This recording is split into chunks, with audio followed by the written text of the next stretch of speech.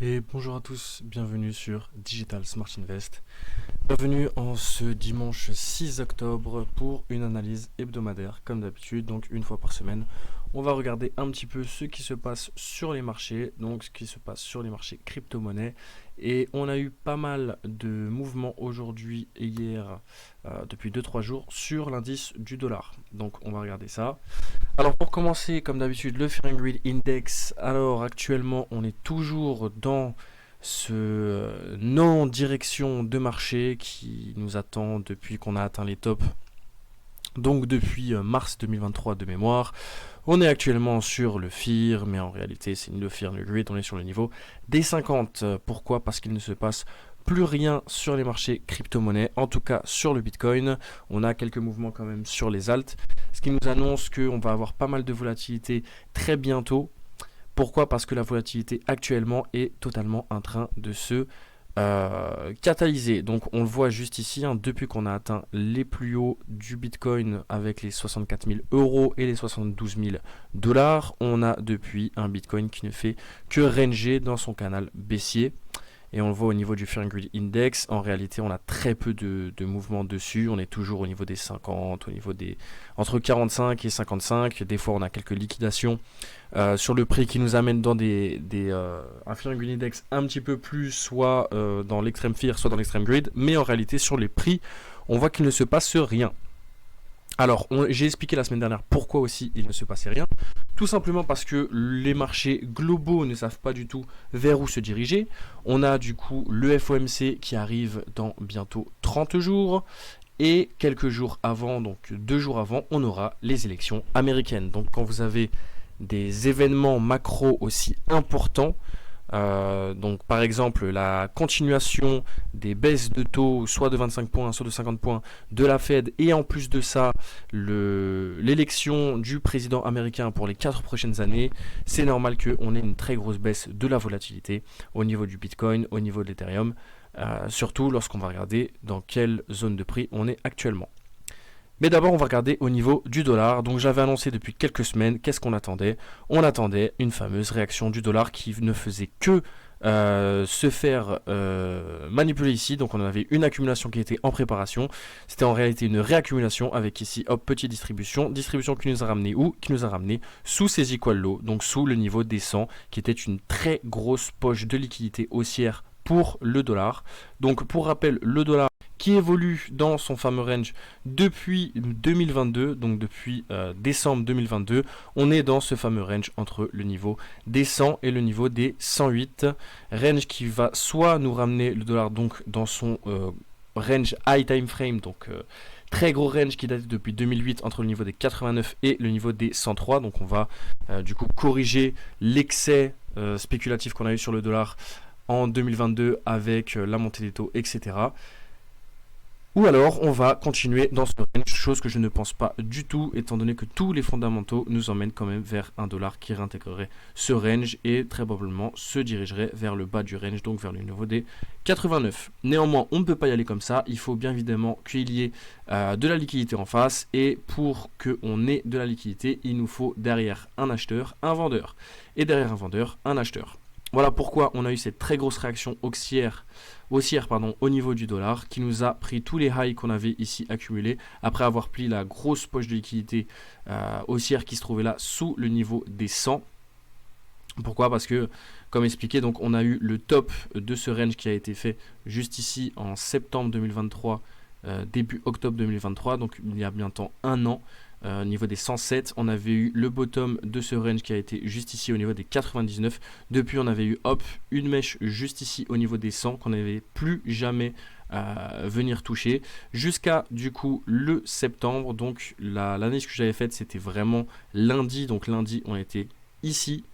On était donc au niveau des 100 et voilà, juste après, toute cette semaine, on a pris les liquidités de toutes les personnes qui shortaient notre ami le dollar pour s'arrêter où? Pour s'arrêter sur le premier order block, donc la première bougie verte juste après cette très grosse chute. Maintenant, où est-ce qu'on peut s'attendre que le dollar se dirigerait? Bah écoutez, le DXY, c'est du coup l'indice du dollar face à un différent panel de devises. Maintenant, ce panier de devises est composé à plus de 40% de l'euro. Donc tout simplement pour regarder l'évolution de l'euro-dollar, on peut regarder techniquement ce qui peut se passer au niveau de l'euro. Alors au niveau de l'euro, on a du coup ce fameux canal haussier qui a été mis en place depuis la très grosse chute de 2022. Donc on a eu le pic du dollar, on a eu bien sûr le bottom au niveau de l'euro. Depuis on est en train de mettre en place ce canal haussier qui est en réalité un très grand range, mais canal haussier présent dans ce canal baissier très très long terme. Donc attente de réaction baissière au niveau de la hausse, au niveau du haut de ce canal, haut de canal dans lequel on n'est pas encore. Bien sûr c'est ici donc dans la zone des 1,12, 1,13 qu'on pourra avoir une très belle réaction au niveau de l'euro-dollar. Pourquoi? Parce que c'est là que du coup on sera sur les plus hauts spéculatifs de ce canal haussier et les plus hauts spéculatifs de ce canal baissier long terme. En attendant, on voit que l'euro-dollar lui aussi a commencé à prendre pas mal de stop-loss au niveau des acheteurs. On a du coup deux réactions possibles. Première réaction possible ici au niveau des 1,0940 et deuxième réaction possible ici au niveau des 1,0805. Je pense que cette chute peut très probablement se stabiliser et peut-être avoir un reverse movement ici au niveau des 1,800-550. Pourquoi? Parce que c'est ici que j'ai mon petit gap, que j'ai l'ATR de cette très belle accumulation et que j'ai aussi le dernier order block qui est un order block qui n'est pas en lien avec une liquidité pool. Pourquoi ici c'est un order block de liquidity pool? Parce que tout simplement on avait eu cette trade line juste là avec toute la liquidité qui se trouvait au-dessus de la trade line. Hop, on est sorti de cette trade line baissière. On a eu du coup la réaction ici. Donc toute la liquidité, toutes les personnes qui se sont fait sortir, qui vendaient, se sont fait acheter. Bien sûr, ça a créé du coup ce petit order block, mais qui en réalité n'en est pas un, c'est pas un order block institutionnel. Comme ici par exemple, où on voit que voilà, on a eu une très belle manipulation de prix pour venir chercher les plus bas juste ici, et ensuite repartir à la hausse et faire ce très beau mouvement qui nous a ramené au plus haut annuel de l'euro, qui sont le niveau des 1,12. Et pendant que je vous parle, on voit que on a encore des très belles bougies rouges qui sont en train de s'ajouter. Donc voilà, au niveau de l'euro-dollar, on attend un euro qui continuerait encore à chuter. Peut-être une réaction haussière ici qui viendrait combler un petit peu de gap pour continuer le mouvement baissier. Et en tout cas, au niveau du dollar, ça donnerait du coup un dollar qui pourrait peut-être arrêter sa hausse ici. Donc au niveau, il y a un comble de ce gap juste ici et peut-être une réaction juste là au niveau du coup des 103,800. Donc je pense, mais on va vérifier tout de suite, si je regarde du coup le DXY inversé, où mon order block m'amène où? Il m'amène exactement sur l'order block que j'attends au niveau de l'euro USD. Donc juste ici, on va regarder où se trouve le high volume node. Le node se trouve juste ici au niveau des 103, mais en réalité il commence là au niveau des 103,740. Donc je pense que le prix pourra avoir top pour le DXY au niveau des 103,730, 740. À partir de là, on pourra du coup commencer à amorcer la fameuse chute du dollar et peut-être casser le plus bas de ce range qui serait le niveau des 99,185. Donc voilà pour le dollar. Maintenant, il y a quelque chose qui s'est passé avec cette fameuse hausse du dollar et baisse de l'euro USD qui est très très très intéressante au niveau du marché des cryptos. Et ça annonce une nouvelle chose, un nouveau paradigme pour le marché des crypto-monnaies. C'est que le marché des crypto-monnaies commence à être de moins en moins drivé par le dollar. On sait que la Chine a baissé ses taux, ce qui a augmenté la supply du yuan, pardon. Ce qui a fait qu'on a énormément de nouvelles liquidités qui s'est investies sur les marchés. Nouvelles liquidités qui s'investissent sur les marchés donc pour les Chinois qui ont un accès limité aux actions américaines, qui ont un marché immobilier qui est très très compliqué et qui en plus de ça ont un gouvernement assez autoritaire. Où a pu du coup se diriger ces fameux actifs, cette nouvelle supply de yuan, étant donné que on sait que le marché immobilier chinois est très compliqué, surtout actuellement. On sait que les actions chinoises étaient sous-évaluées et pourtant elles ont complètement explosé dernièrement. Et on sait que les actions américaines, si jamais il y a une guerre très prochaine entre la Chine et les États-Unis, on sait que tous les Chinois qui auront des actions américaines peuvent les oublier. À partir de ce moment-là, où est-ce que vous, Chinois, avec du pouvoir d'achat, vous investirez ce surplus de pouvoir d'achat? vous avez déjà investi dans votre marché immobilier, vous vous êtes cassé la gueule. Vous êtes actuellement en train d'investir dans les actions chinoises et ça marche très bien pour vous. Mais quel est l'autre actif décentralisé qui ne dépend pas d'un gouvernement et qui, si demain vous avez une guerre avec les États-Unis, pourrait être un actif refuge? Bien évidemment, les crypto-monnaies. Et voilà pourquoi on a un Bitcoin qui, malgré qu'on a un DXY qui pump à la hausse, un Bitcoin qui, lui, ne réagit absolument pas à ce pump. Alors, pour rappel, l'actif quand même que vous avez devant vous, c'est le Bitcoin face au dollar. Donc, si j'ai un Bitcoin face au dollar et que j'ai un dollar qui monte, normalement, je devrais avoir un Bitcoin qui baisse. On a eu le début de cette hausse du dollar, le Bitcoin qui a commencé à chuter, et voilà qu'on a un dollar qui monte, et on a un Bitcoin qui monte aussi.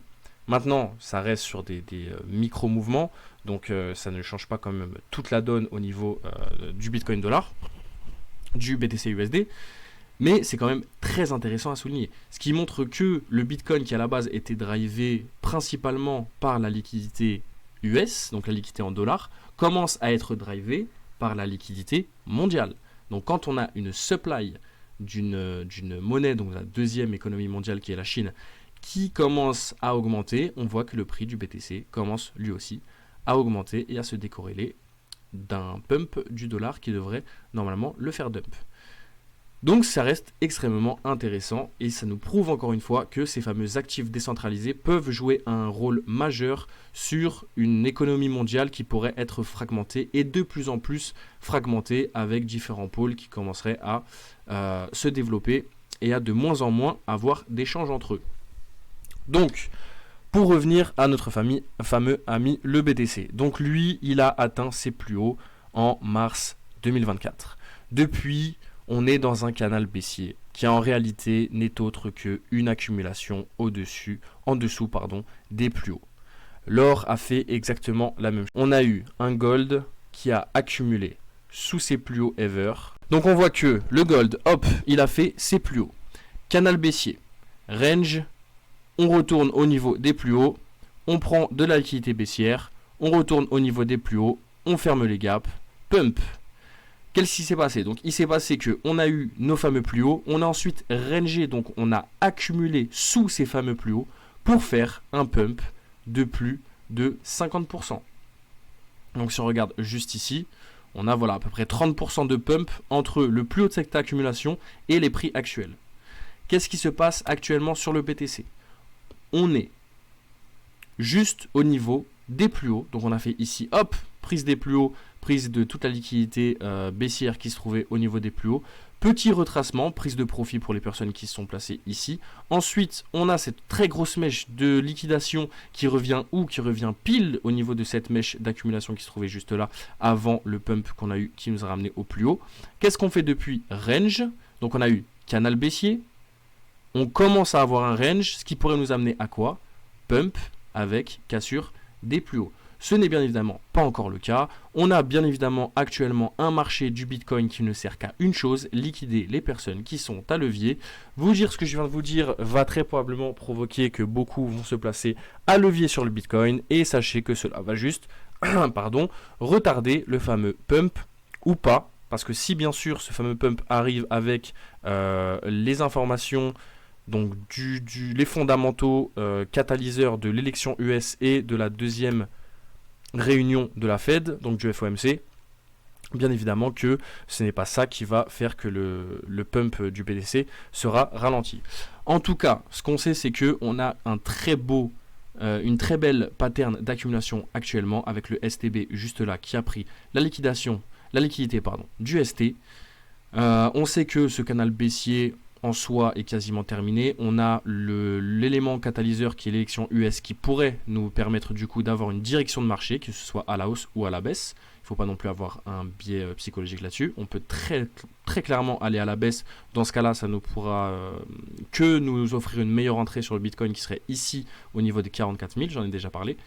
Mais pour le moment, c'est pas ce qu'on spécule, on est plus sur une hausse des marchés. Pourquoi? Parce qu'on a quand même toute l'économie mondiale, donc que ce soit la Chine, que ce soit les États-Unis, que ce soit le Canada, que ce soit l'Europe, que ce soit l'Australie. On a toutes les grandes banques centrales qui commencent à baisser les taux, hormis la BOJ, donc la Banque du Japon, qui elle ne baisse pas ses taux mais commence à les monter. Après ça reste quand même peanuts dans les taux qu'ils ont, c'est-à-dire qu'ils ont à peine des taux positifs.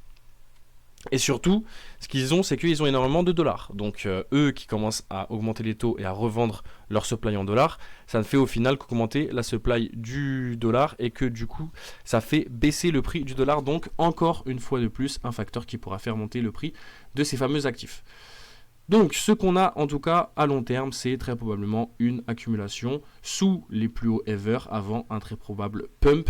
Donc récupération du maximum de supply du Bitcoin, parce que pour rappel, le Bitcoin, lui, a une supply extrêmement limitée. C'est quand même quelque chose que tout le monde sait, donc tout le monde parle des 21 millions de Bitcoin, etc. etc. Mais il faut savoir que sur ces 21 millions de Bitcoin, déjà actuellement il n'y en a que 19 millions et quelques, et surtout il y en a très peu qui sont en circulation. Et encore plus qui sont en circulation dans le sens où vous pouvez les acheter. Actuellement, on est sur le niveau les plus bas jamais vus de Bitcoin présent sur les exchanges. L'endroit numéro 1 où on peut acheter du Bitcoin. Donc ce qui fait que on a une supply qui est critique au niveau du Bitcoin. On voit que voilà, avec l'histoire de FTX, etc., on a eu quand même pas mal de supply qui était revenu sur les marchés. Ensuite, depuis la sortie des ETF, donc février 2024, on a des bitcoins qui se raréfient à une vitesse extrêmement dangereuse. Cela provoque quoi? Cela provoque qu'on a besoin d'une manipulation des prix pour récupérer de la supply, surtout si on est des fonds comme BlackRock, Vanguard, etc. et qu'on veut avoir du bitcoin dans son portefeuille à un prix raisonnable. Typiquement, il nous faut ce type de pattern psychologique. Premièrement, ça incite à quoi? Ça incite à mettre du levier sur vos positions. Donc, du levier sur vos positions veut dire quoi? Veut dire qu'on va vous liquider. Ça, les market makers sont très contents de le faire. Pourquoi? Parce que le prix ne bouge plus. À partir de ce moment-là, le seul moyen qu'ils ont de récupérer de l'argent, c'est liquider les positions. On voit juste ici, donc, avec l'open interest. Donc, on a ici un open interest qui était à peu près à 20 milliards. Qui se trouvait juste là, qui est descendu où? Qui est descendu à 14 milliards. Qu'est-ce que ça veut dire? Ça veut dire qu'il y a 5 milliards de dollars qui a été récupéré par les market makers. Donc vous avez les gros baleines, les whales qui elles veulent acheter du BTC. Vous avez les market makers qui veulent acheter du BTC à un prix médian. Donc typiquement la médiane de ce canal qui sera peut-être le niveau des 59 000. Vous avez des market makers qui voient que le prix ne bouge plus et qui se doivent de gagner de l'argent. Donc ils incitent à la liquidation avec des patterns psychologiques. Typiquement, donc, on va liquider toutes les personnes qui ont acheté le BTC sous, par exemple, le niveau des 59 000 avec les stop loss. Hop, on vient liquider tout le monde. Les gens commencent du coup, donc on a une petite remontée des prix avec cette liquidation. Pourquoi? Parce que si ici vous avez acheté le BTC, lorsqu'on vient vous liquider, vous devez les vendre. Ces ventes rajoutent des ventes dans l'order book qui remontent les prix. Lorsqu'on a ces prix qui remontent, qu'est-ce qui se passe? Les gens se disent très bien, moi je vais shorter le Bitcoin parce que là j'ai une très belle trendline. Donc je vous la fais ici en très simple. J'ai une très belle trendline qui me montre que voilà, le BTC va chuter. Qu'est-ce qui se passe? Hop, on vient les liquider. On vient les liquider jusqu'à venir chercher les personnes qui ont mis les stop loss ici à 71 000. Hop, petite mèche qui vient les liquider. On commence à rechuter. Les personnes se disent tiens, c'est un très bon point pour acheter le BTC étant donné qu'on va certainement faire des plus hauts. J'ai une très belle pattern d'accumulation juste ici. Qu'est-ce qui se passe? Première mèche de liquidation qui vient liquider toutes les personnes qui ont mis leur stop loss ici au niveau des 60 000. Et si je regarde avec l'open interest, donc je l'ai ici. J'ai du coup ici énormément de personnes qui vont à la hausse sur le BTC, un open interest qui est à 20 milliards. Très belle mèche de liquidation qui me descend mon open interest à 16 milliards. Hop, 4 milliards de dollars que j'ai gagné. Les gens commencent du coup à parier à la hausse au niveau du BTC. Deuxième mèche de liquidation juste ici. Et on descend où? On descend à 15 milliards. On était actuellement à 17. Donc 2 milliards de plus de gains. Ici, on commence à avoir des liquidations qui arrivent en masse. Donc juste là, il faut que j'aille voir le funding rate ratio. Voilà, donc avec le funding rate, qu'est-ce que je vois? Je vois que ici, tout le monde commence à shorter le BTC. Enfin, la majorité des positions sur le BTC sont des shorts. Donc, qu'est-ce qui se passe? Le prix vient à monter. On monte le prix, donc on liquide les shorts. Donc, j'ai un open interest qui va passer de 15 milliards à 17 milliards. Donc là, encore une fois, j'ai 2 milliards de plus qui sont ajoutés. Qu'est-ce qui se passe ici? Hop, je reviens liquider tout le monde. Ici, on est à 15 milliards. Je reviens liquider tout le monde. Funding rate, encore une fois, négatif. Funding rate qui sont négatifs, donc la majorité des gens qui sont en short, qu'est-ce qui se passe? Le prix vient à remonter. Voilà pourquoi ceci est une pattern tout simplement de lessiveuse. Pourquoi c'est une pattern de lessiveuse? Je viens d'expliquer. Donc vous avez les gros acteurs qui n'ont pas encore de direction de marché et qui veulent absolument récupérer de la supply à un prix médian. Et vous avez les market makers qui contrôlent la plupart de la supply circulant, qui eux veulent juste payer, donc se faire payer tout simplement en liquidant les personnes. Voilà pourquoi actuellement je pense que trader le prix du BTC ne sert à rien hormis vous achetez les bas du canot, vous vendez les hauts du canot avant qu'on ait ce fameux catalyseur US pour les traders, bien sûr intraday, pour les traders qui traitent en weekly, etc. En tout cas, pour terminer donc ce gros point sur le BTC, actuellement on a fait un petit mouvement baissier sur le BTC qui nous a amené ici au niveau de l'open interest encore une fois 17 milliards, donc on a quasiment 2 milliards à 3 milliards de liquidation. Très belle liquidation qu'on a eu juste ici. Pourquoi après on a eu ce très gros mouvement haussier? Vous l'avez juste là, c'est le plus long funding rate baissier qu'on a eu, funding rate négatif pardon, qu'on a eu dans je pense l'histoire du BTC, hormis lorsqu'on avait eu FTX, etc. Vous voyez, donc c'était ici, donc novembre 2022. Donc voilà, depuis FTX, on n'avait pas eu autant de funding rate négatif. À part ici. Et encore ici, c'était beaucoup plus espacé. Donc on a eu un funding rate négatif. Qu'est-ce que ça a fait? Ça a fait que le BTC a commencé à pump. Donc ce très gros pump qu'on a eu qui nous a amené du coup de 53 000 à 66 000. Maintenant, qu'est-ce qui s'est passé? On est parti à la hausse, mais à aucun moment on est venu liquider les personnes qui ont acheté le BTC. On a un open interest qui est passé de 15 milliards à 21 milliards, ce qui fait 6 milliards d'ajoutés. En soi, je trouve que ça va pour la montée de l'open interest qu'on a eu sur cette hausse. Pourquoi? Ça montre quand même que voilà, les gens continuent à spéculer à levier sur le BTC, mais qu'on a moins quand même de volatilité sur ces fameux leviers qu'on a pu avoir et qu'on a pu voir précédemment. Maintenant, je le répète depuis quand même pas mal de temps, pour qu'on ait un prix du Bitcoin qui parte à la hausse de manière legit, dans le sens où on n'est pas d'incentive à liquider les personnes, il faut toujours que le spread entre l'augmentation du prix et l'augmentation de l'open interest soit positif. Or, depuis les plus hauts qu'on a fait à 72 000, il est uniquement négatif. Donc on voit qu'à chaque fois, hormis ici et ici, on avait eu un open interest qui augmentait plus vite que l'augmentation du prix. C'est toujours le cas, donc je pense que on est encore une fois dans un marché où on va chercher uniquement les poches de liquidité. Marché qui peut être très simple à trader. Maintenant, on n'est pas à l'abri qu'on ait des très très grosses patterns de liquidation qui arrivent en attendant le fameux mouvement catalyseur qui viendra avec l'élection US et le prochain FOMC. Donc en tout cas, à court terme, sur le BTC, je pense très certainement qu'on va venir chercher les petits lots qui se trouvent juste ici. Donc le premier au 59 250, le deuxième au 57 400 et le troisième au niveau des 55 600. Pourquoi j'ai mis ici mon high volume node? Parce que tout simplement je pense que le rebond va se faire juste là, au niveau de l'order block que j'ai juste ici, qui est la dernière redistribution que j'ai eue avec petite accumulation, redistribution. Mon high volume node qui se termine juste ici avant le gap. Donc 63 680, je pense que ce sera le niveau de reverse où je vais avoir mon mouvement baissier qui va s'annoncer et qui va commencer à venir chercher la liquidité qui se trouve sous les 59 183, les 57 500. Et après, pour ce fameux troisième niveau, je vous avoue que je pense pas qu'on vienne chercher les 55 570. Encore une fois, je ne peux pas me projeter, c'est quand même des zones de prix assez loin. Mais je ne vois pas l'intérêt d'aller sous ces prix-là, dans le sens où c'est ici vraiment le dernier order block que j'ai qui a été travaillé et où on n'est jamais revenu dessus. Ici, je vois qu'on est revenu, qu'on a fermé les gaps, etc. Là, j'ai un gros gap. J'ai des niveaux de prix avec du volume où on n'est jamais revenu. Donc pour moi, ce niveau-là pourrait ne pas être cherché.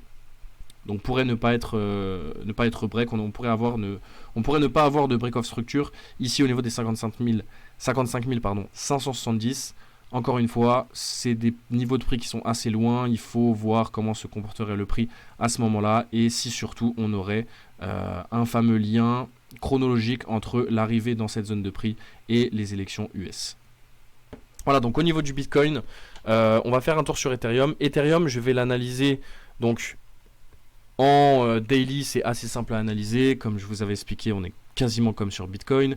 Qu'est-ce qui se passe? Là, par contre, on n'a pas un canal baissier sur Ethereum, mais on a vraiment une pattern de compression. Pourquoi? Donc, on a des lows qui ne sont plus cherchés, des highs qui ne sont plus cherchés. On va chercher donc les demand et on retourne à la baisse. On va chercher les supply et on retourne à la hausse. Donc, on a vraiment une pattern de compression. Ce qui est annonceur de quoi? Ce qui est annonceur d'énormément de liquidités qui vont commencer à être créées. Donc on voit ici déjà que les lows ne sont jamais venus chercher. Le prix n'est jamais venu break donc ce high. Donc la liquidité qui se trouve également dessus est toujours présente. Maintenant, je sais que, et je vous l'explique depuis un petit moment, on a vraiment cette poche de liquidité sous les 2100 qui, je pense, doit être cherché avec une petite accumulation pour qu'on ait enfin une sortie de ces zones de prix de l'Ethereum entre les 2800 et les 2150. Maintenant, je vais vous montrer donc les patterns d'accumulation et comment le prix de l'Ethereum passe de zone en zone. Donc vous avez ici Ethereum qui nous a fait un pump, donc à peu près de 670 à 4800. Que se passe-t-il après ce pump? On a une distribution qui amène le prix sous cette médiane des 2300, des 2230, qui au final devient l'ATR de cette accumulation. Autrement dit, on a évolution du zone de prix entre 4800 et 2300, 2200. On a ensuite évolution du prix entre 2200 et 925.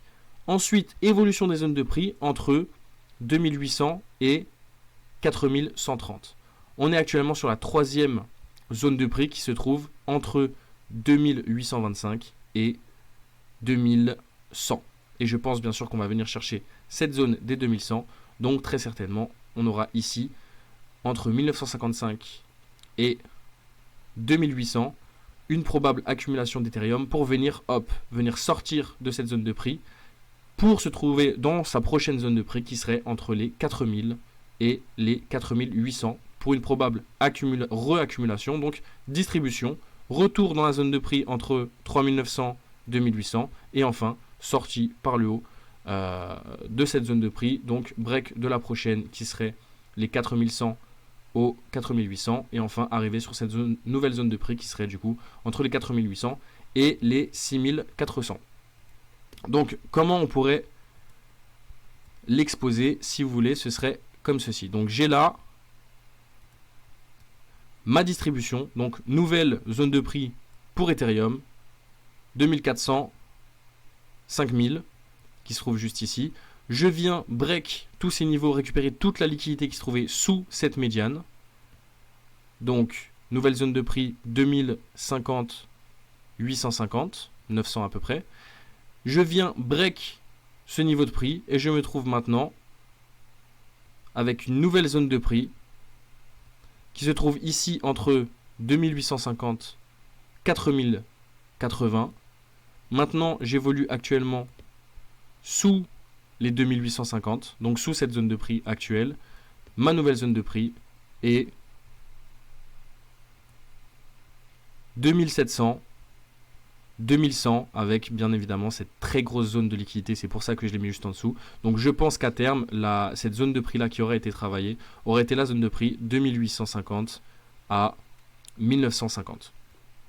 Et ensuite on aura du coup la sortie par le haut ou non d'Ethereum. Il ne faut pas non plus avoir de biais psychologique sur Ethereum. C'est possible qu'on passe vers le bas. Maintenant si on casse vers le bas Ethereum et qu'on s'installe du coup entre les 1800 et les 1150, ça voudrait dire qu'on aurait un range d'Ethereum qui durera au moins jusqu'à 2026, ce qui serait très bearish pour Ethereum.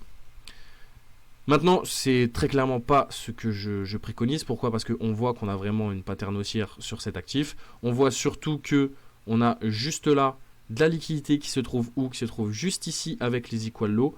Pour rappel, liquidité en dessous des equal low, c'est de la liquidité acheteuse. Donc on vient juste ici chercher toutes les personnes qui ont acheté pour qu'elles vendent leur position aux nouveaux acheteurs, que ces nouveaux acheteurs remplissent leur bague d'Ethereum, qu'il y ait du coup un blocage de la supply, donc il n'y ait plus de supply disponible.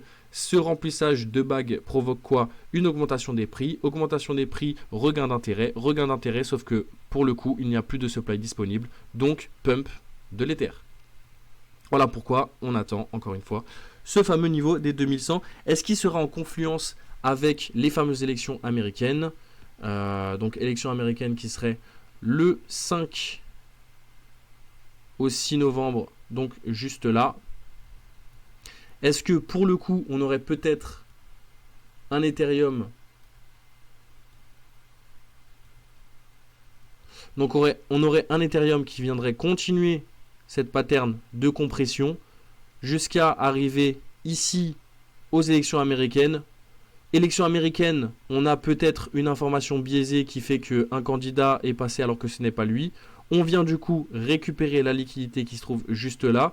2 jours après, FOMC baisse des taux et réelle information de qui a gagné, qui nous ferait du coup belle accumulation, hop, pump. On sortirait de cette zone de prix qu'on travaille depuis maintenant août 2024. On s'installerait sous cette nouvelle, donc au-dessus de cette nouvelle zone de prix qui serait ici, donc entre le niveau des 4080 et le niveau des 3000 et quelques. Sauf que, bien évidemment, manque de supply, ce qui fait qu'on n'aura aucune difficulté à aller déjà chercher tous les shorters, donc les shorters qui se trouveraient ici au niveau des 3400, ici au niveau des 3600, ici au niveau des 3700 et enfin ici au niveau des 4000. Donc un espèce de short squeeze qui nous amènerait sur des nouvelles zones de prix entre les 4100 et les 4800. On évoluerait donc au niveau de cette zone de prix, peut-être. Nous allons aller rechercher cette nouvelle liquidité qui aurait été créée avec ce pump. Et enfin, pump probable de l'ETH. Donc pour les héliotistes, ça ferait du coup vague 1, vague 2, vague 3, vague 4 et vague 5 étendue. Et pour le coup, sur un actif comme Ethereum, une vague 5 étendue pourrait très clairement avoir une augmentation de prix énorme. Pourquoi? Parce que pour rappel, Ethereum, il a une supply qui est évolutive. Plus il y a d'activité sur le réseau, plus il y a de personnes qui s'intéressent au réseau, moins il y a de supply. Donc à partir de là, vous comprenez bien que dans ces périodes de pump et de FUD au niveau de FUD, qu'est-ce que je raconte, de FOMO au niveau d'Ethereum, on aurait une supply qui se raréfie là où une demande grandit, donc on aura très clairement un actif qui serait explosif. Voilà pourquoi Ethereum est sous-évalué si jamais il rentre en bull market, mais bien évidemment en bear market, Ethereum, enfin ce côté supply évolutive ne joue pas du tout en sa faveur. Donc on va terminer en regardant juste les altcoins parce qu'il y avait des choses qui étaient assez intéressantes. Et bien évidemment, si on parle d'un pump d'Ethereum, on est obligé de parler d'un pump de l'altcoin season. Alors déjà, altcoin season, chose très très très intéressante. On a un Bitcoin qui n'évolue plus du tout, donc qui est toujours dans son fameux canal baissier. Et pourtant, on a des altcoins qui, elles, ont une volatilité, un regain de volatilité à la hausse, qui fait qu'on a une altcoin season qui est revenue dans ses niveaux les plus hauts depuis 2022.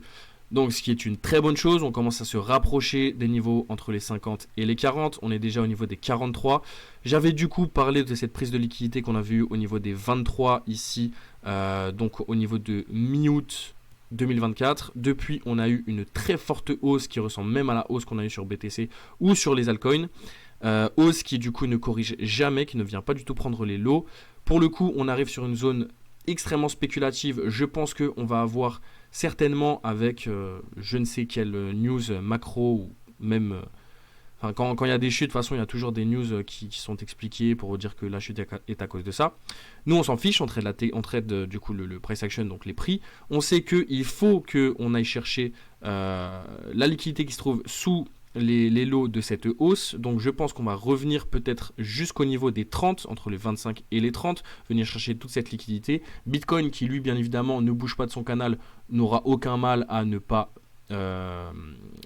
du coup chuter au niveau de son prix. Les altcoins elles pourront très certainement chuter au niveau de son prix. Si on rentre du coup dans la fractalité du marché, très certainement qu'on aura une corrélation entre cette chute de la coin season et la chute du prix de l'ETH qui rentrerait peut-être enfin dans cette zone des 2100. ETH du coup qui rentrait dans cette zone des 2100 pour peut-être même arriver au niveau des 1995. Là vous auriez tout le monde qui va vendre toutes les altcoins, qui va vous dire que voilà Ethereum est mort, tes altcoins sont morts, etc. Donc chute des altcoins. Par contre toutes les personnes qui la smart money ou les personnes qui ont une certaine expérience dans les marchés se diront que c'est un très bon prix pour rentrer sur les altcoins qui ont beaucoup trop pump ou sur Ethereum qui est trop sous-évalué. À partir de ce moment-là, on aurait du coup un regain de la coin season avec un marché qui serait du coup sous-pondéré malgré une hausse. À partir de ce moment-là, on aurait peut-être enfin la sortie par le haut de cette très grosse accumulation dès l'altcoin season et qui nous ramènerait entre les 40 et les 75. Voilà, donc ça c'est un des scénarios probables qui peut se passer. Maintenant c'est celui sur lequel moi je spécule. J'attends très fortement une correction au niveau des altcoins qui pour certaines ont énormément pump. Là où il y a très peu de mouvements sur le Bitcoin et de gros mouvements sur le dollar. Donc pour vous faire un petit point global, actuellement on est sur un marché qui perd en volatilité au niveau des crypto-monnaies, qui a du coup des réactions techniques au niveau du marché du Forex et au niveau des indices.